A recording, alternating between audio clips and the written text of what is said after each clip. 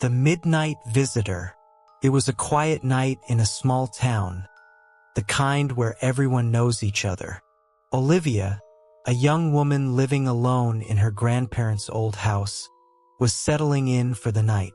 The house, filled with memories and the scent of aged wood, creaked occasionally, but Olivia had grown used to it.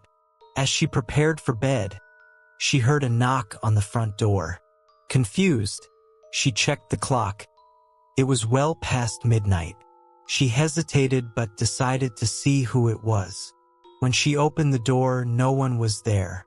Assuming it was just a prank, she closed the door and went back to her room.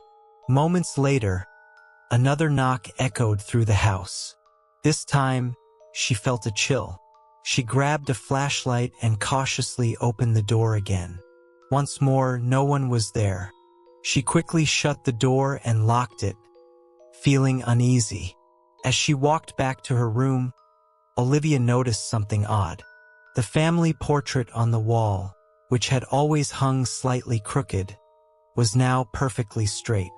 She frowned, certain it had always been tilted. Suddenly, the lights flickered, and she heard a faint whisper, like a soft breeze. She turned around, but the house was silent. Olivia decided to ignore it, attributing it to her imagination. She crawled into bed, trying to calm herself.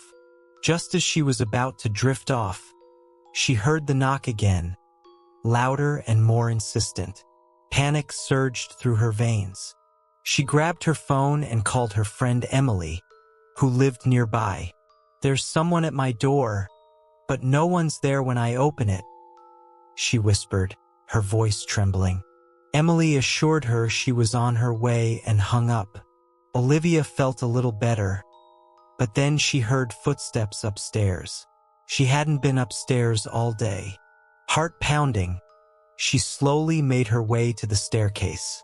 She peered up into the darkness, the flashlight beam dancing on the walls. The footsteps stopped.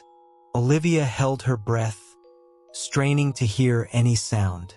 Suddenly, the power went out, plunging the house into darkness. Olivia gasped, the flashlight shaking in her hand. She heard a soft humming, like an old tune, coming from upstairs. She gathered her courage and took a step up the stairs. Then another. The humming grew louder, more distinct.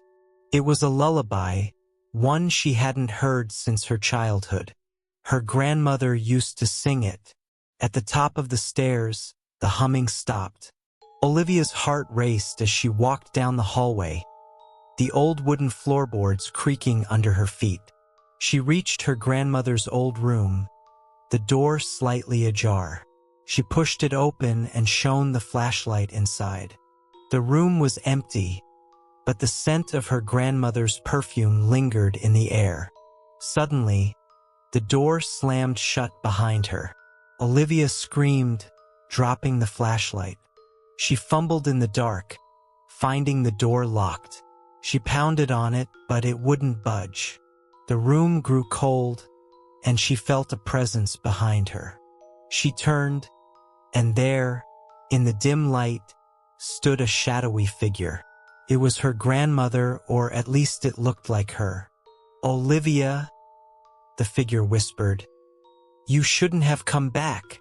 The words echoed in the room, and Olivia felt a cold hand on her shoulder. She screamed again, and the figure disappeared. The door burst open, and Emily rushed in, flashlight in hand. "Olivia, are you okay?" Emily asked, breathless. Olivia nodded, trembling. "Let's get out of here," she whispered. They hurried out of the house, not daring to look back. As they drove away, Olivia glanced at the rearview mirror and saw the shadowy figure standing in the doorway, watching them leave. The Dollmaker's Curse. In a quaint village nestled in the mountains, there was a small, ancient shop known as the Dollmaker's Workshop. It was run by an old craftsman named Mr. Hanson, who was famous for his lifelike dolls.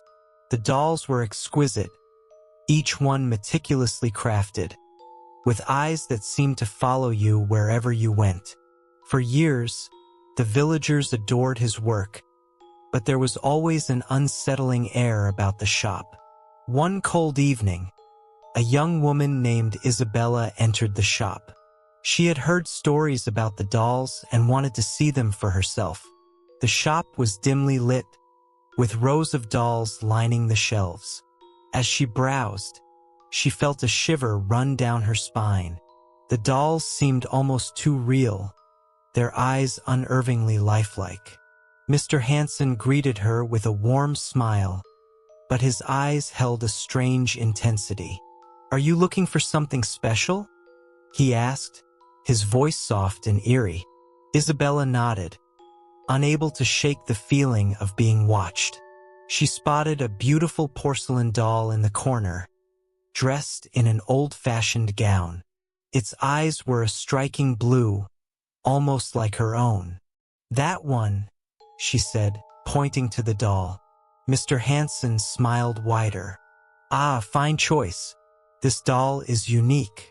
It has a story, a soul, if you will." He carefully handed the doll to Isabella, who cradled it gently.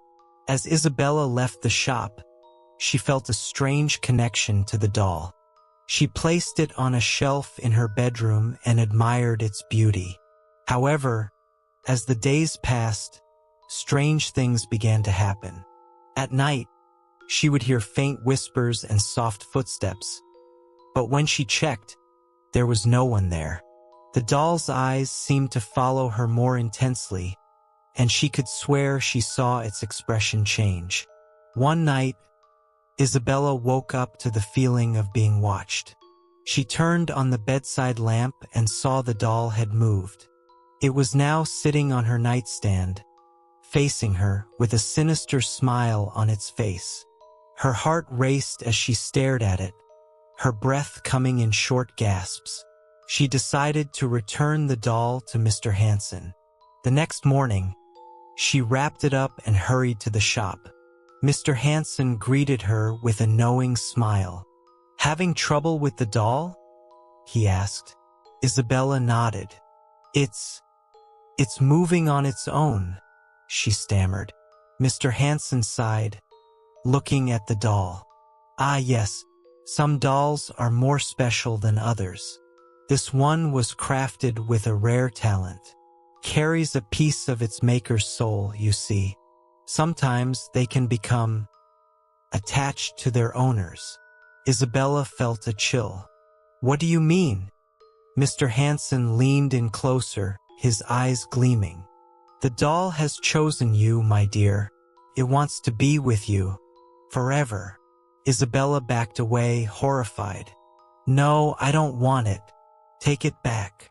Mr. Hanson's smile faded. "I'm afraid it's not that simple. The doll's soul is bound to you now. It won't rest until it has what it wants." Panicking, Isabella ran out of the shop, leaving the doll behind. She returned home, hoping to forget the whole ordeal. But that night, she woke up to find the doll back in her room, sitting on her nightstand, its eyes gleaming in the darkness. Desperate, Isabella decided to burn the doll.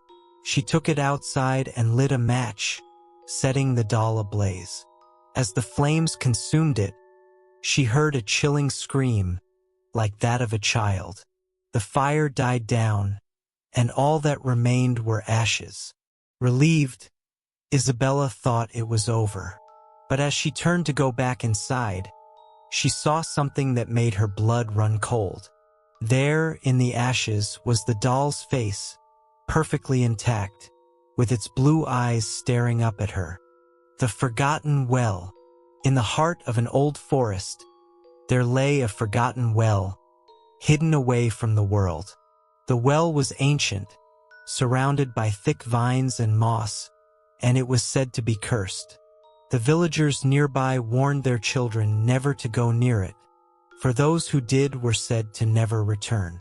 One summer, a group of friends, Jason, Ethan, Megan, and Lily decided to explore the forest. They had heard the tales about the well but were skeptical. Jason, the most adventurous of the group, insisted on finding it. "It's just an old well," he said dismissively. "What's the worst that could happen?" As they trekked through the dense woods, the air grew colder, and an eerie silence fell over them. They eventually stumbled upon the well, hidden behind a thick curtain of vines. The stone structure was old and crumbling, with a wooden cover that had long rotted away. Curious, Jason peered over the edge and whistled. "It's deep," he remarked, dropping a stone into the darkness. They waited, but no sound came from below. Megan shivered. "Let's go back," she urged. "I don't like this place." But Jason was fascinated. "Come on, it's just a well. Let's take a picture and leave." He pulled out his phone and took a few shots. As they posed, Jason leaned in too close, and the ground beneath him crumbled. He fell forward, grabbing onto the edge, barely catching himself. The others screamed, rushing to help him. They managed to pull him back up, but Jason's face was pale, his hands shaking.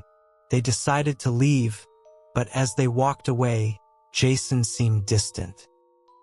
He kept glancing back at the well, his expression unreadable. That night, back at home, Jason couldn't sleep. He kept hearing whispers, faint and indistinct. When he closed his eyes, he saw the well, its dark depths calling to him. He tried to shake the feeling, but it gnawed at him. The next day, Jason didn't show up for their planned hike. Worried, Ethan called him, but there was no answer. They decided to check on him. When they arrived at his house, his parents said they hadn't seen him since the night before. Panicked, they split up to search the woods.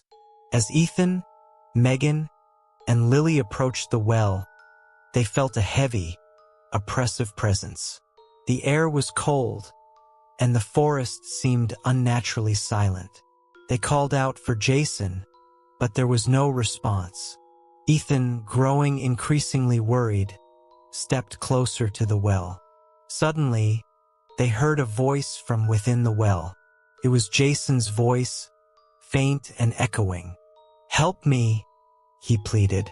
"I'm down here." Ethan grabbed a flashlight and peered into the well. The beam of light barely penetrated the darkness, but they could see something moving far below. "Jason, are you there?" Ethan shouted. "Help me," the voice repeated, weaker this time. Without thinking, Ethan grabbed a rope from his backpack and tied it around a nearby tree. He started lowering himself into the well, ignoring the protests from Megan and Lily. As he descended, the air grew colder, and the darkness seemed to swallow him. The well walls were slick and damp, and an overwhelming sense of dread filled him. Halfway down, Ethan's flashlight flickered and died. In the pitch-black darkness, he heard the whispers again, louder now, surrounding him. He felt something brush against his arm and panicked, losing his grip on the rope. He plummeted into the darkness, hitting the water below with a splash. As he struggled to surface, he felt something cold and slimy wrap around his ankle. He kicked frantically, trying to free himself, but it pulled him under. Ethan fought against the invisible force, but it was too strong. The last thing he heard before everything went black was Jason's voice, whispering, "Join me." Megan and Lily waited anxiously at the top, but when Ethan didn't respond, they knew something was terribly wrong. They pulled up the rope, but it came back wet and empty. Terrified, they ran back to the village to get help. A search party was organized, but they found no trace of Jason or Ethan. The villagers, shaken, sealed the well, hoping to prevent any more disappearances. But the whispers never stopped. On quiet nights, if you listened closely, you could still hear them, echoing through the forest. "Help me! Join me!